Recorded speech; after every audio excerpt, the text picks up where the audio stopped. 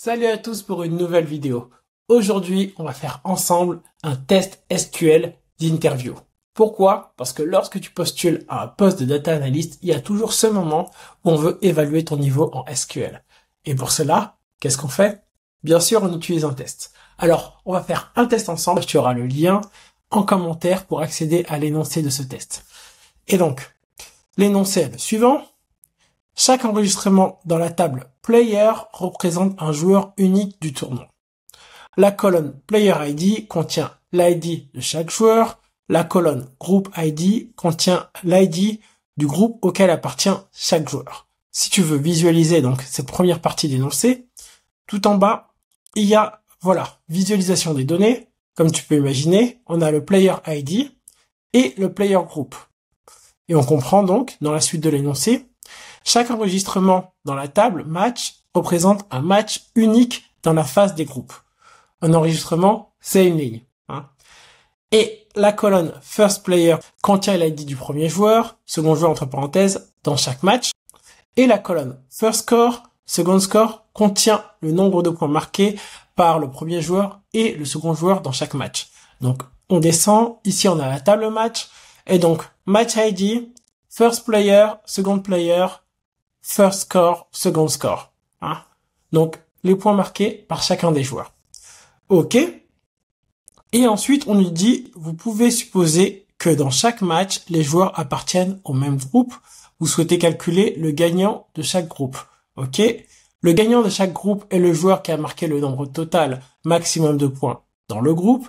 S'il y a plus d'un tel joueur, le gagnant est celui avec l'ID le plus bas. OK. Et donc, maintenant, notre objectif, ça va être lequel? Ça va être d'écrire une requête SQL qui retourne une table contenant le gagnant de chaque groupe. Chaque enregistrement doit contenir l'ID du groupe et l'ID du gagnant de ce groupe. Les enregistrements doivent être ordonnés par l'ID croissant du groupe. Donc, en gros, ça doit nous retourner quelque chose comme cela. Et les données, on va les insérer avec le code suivant. Donc maintenant, je te laisse prendre connaissance de ce document qui est en description de cette vidéo. Et bien sûr, si tu veux tester ton code, alors c'est assez simple. Tu prends cette partie où il y a marqué données, tu copies, tu vas sur le site qui s'appelle sqliteonline.com.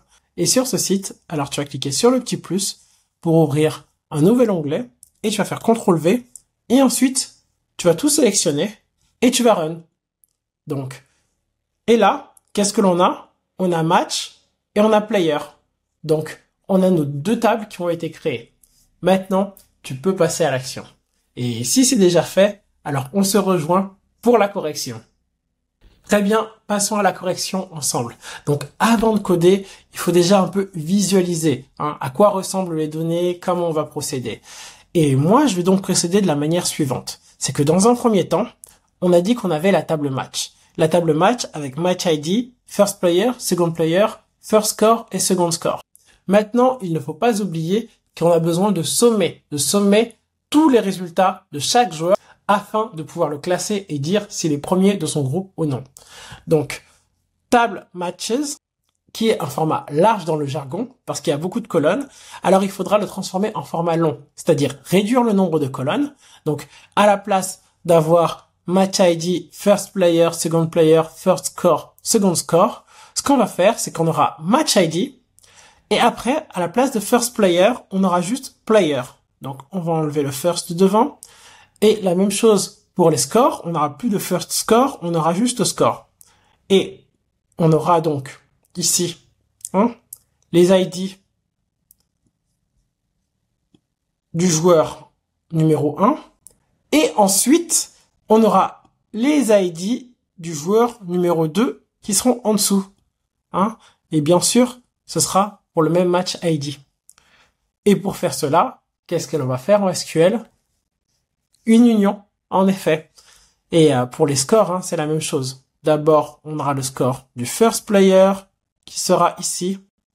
Et ensuite, on aura le score du second player qui va succéder. Une fois que ce sera fait, là, on pourra s'amuser à créer des groupes. Donc, à sommer les scores par ID de joueur. Et une fois qu'on aura cela, alors on pourra faire après l'étape numéro 2 qui consiste à faire des jointures. Des jointures avec la table player afin de savoir quel joueur est dans quel groupe.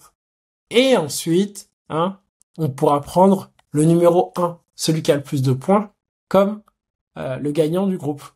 Maintenant que ça c'est expliqué et compris, c'est parti, on peut coder. Alors, l'étape 1, on a dit, c'était passer d'un format large à un format long. Donc, allons ici, et c'est parti. Maintenant, on va écrire notre code. Étape 1, format large à format long. Et donc, bien sûr, on va faire une CTE, Common Table Expression. Donc, on va commencer avec with. With, il faut donner un nom à notre table. Donc, on va l'appeler player points, par exemple. Player points as. Et maintenant, entre parenthèses, qu'est-ce que l'on dit? 1, 2, 3, 4. J'indente. Select. Bien sûr, comme je connais pas les colonnes par cœur, donc ici, je vois les noms. Donc, je vais prendre quoi? Match ID. Je prends aussi first player. Mais first player, je vais le renommer as player, tout simplement. La même chose pour first score, que je vais renommer juste score. First score as score. From, on a dit matches avec un S. Et ensuite union, où on peut même aller plus vite en utilisant union all, parce qu'on sait qu'il n'y a pas de doublon. Alors, union all. Et là, je dis que je veux la même chose, mais bien sûr, au lieu de prendre first player, à chaque fois, on va remplacer le first par second. Donc, j'ai second player et j'ai aussi second score. Tout est en seconde. Super. Et donc là, si je veux, je peux tester ma requête. Pour la tester, je vais écrire cela. Select étoile from player point. Et je vais exécuter juste cette partie à présent. Et je vois bien, j'ai match ID, player, score. Ça a bien fonctionné. J'ai mon résultat qui apparaît en bas. C'est parfait. Mais on n'a pas fini. Parce que là, on a juste fait la première étape qui était du format large au format long. À présent, il faut calculer le nombre de points par joueur. Alors, on continue. Ce que je vais faire maintenant, c'est que je vais mettre une virgule et il me faut un nouveau nom de table. Sum point player. Voilà. Et ce qu'elle va faire, c'est assez simple, on l'a dit. On va sommer le nombre de points par joueur. Donc, select player. Et ensuite, on va faire la somme. Sum score from player points. Et bien sûr, on va grouper. On va grouper par quoi? Bien sûr, on groupe par player. Group by player. Ok, c'est pas mal. Et là aussi, on va donner un nom as total score. Ok, pas d'espace, un underscore. Et maintenant, regardons notre résultat. Qu'est-ce que l'on a si on exécute?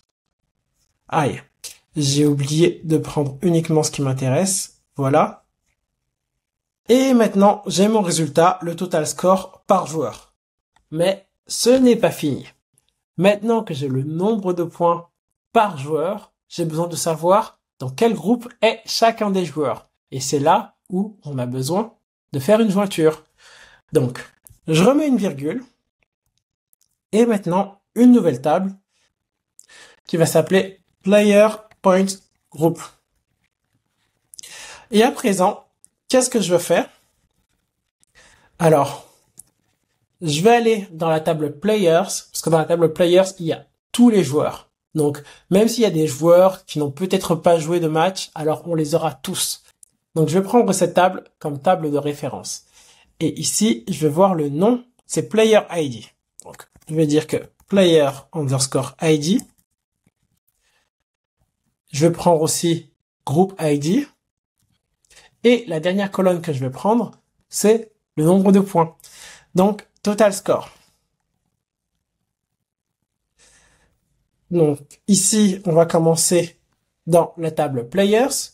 From Players, on va faire ce qu'on appelle un left join. On va joindre. Je vais nommer as P. Left join à some point player, qu'on va appeler as S, pour lui donner un nom plus court. On p.playerID est égal à s.player. Regardons ensemble le résultat. Donc cette fois, je prends cette table, select étoile from ceci, je resélectionne tout mon code jusqu'ici, je run, et j'ai bien le player ID, le groupe ID et le total score. Ok, c'est pas ordonné, mais on a quelque chose. C'est plutôt pas mal. Donc, on va continuer avec une virgule et la nouvelle table que l'on va créer, ce sera la table ranking. Ranking player. Et ce qu'on a dit, c'est ceci dans l'énoncé. Alors, je vais y retourner.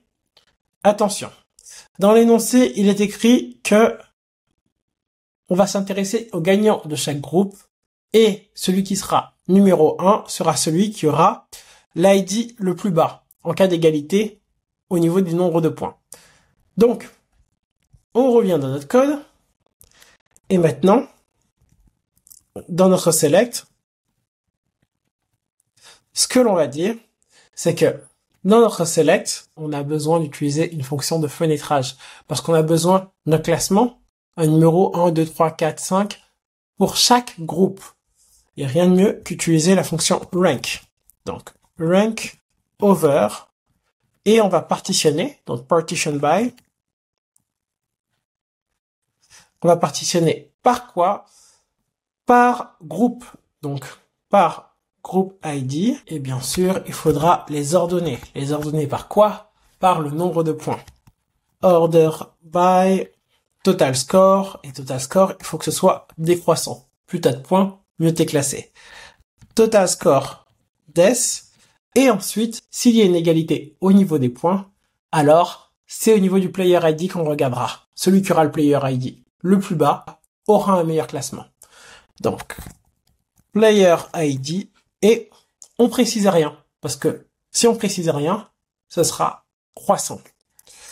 Ok. Donc ça maintenant, on dit que ça s'appelle comment? On va l'appeler ranking par exemple. Et maintenant, les autres colonnes, qu'est-ce que l'on va faire? On va prendre celle de player.group qu'on va copier-coller.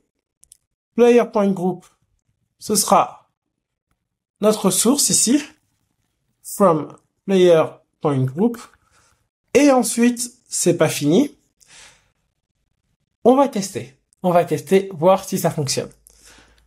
Donc, je descends, je remplace, j'exécute, run, et voyons. On a le ranking, le groupe ID, mais c'est parfait. C'est parfait. Là, on y est presque. On y est presque. Donc, regardons.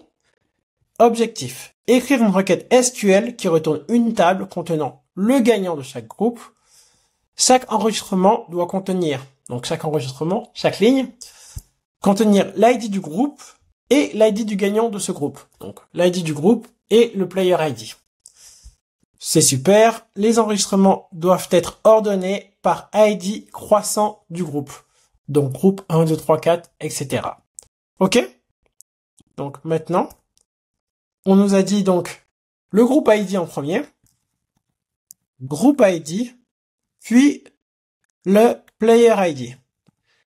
Comme on veut uniquement les gagnants, donc where ranking égale à 1, puis comme on veut que ce soit ordonné par groupe ID, donc order by groupe ID, point virgule, on remonte, on run, et on a bien, regardons ensemble le résultat, 1, 45, 2, 20, 3, 40. Et le résultat qui était attendu, c'était quoi? On descend, 45, 20, 40. Bon, c'est parfait. Ensemble, nous avons vu les différentes étapes pour répondre à une question d'interview.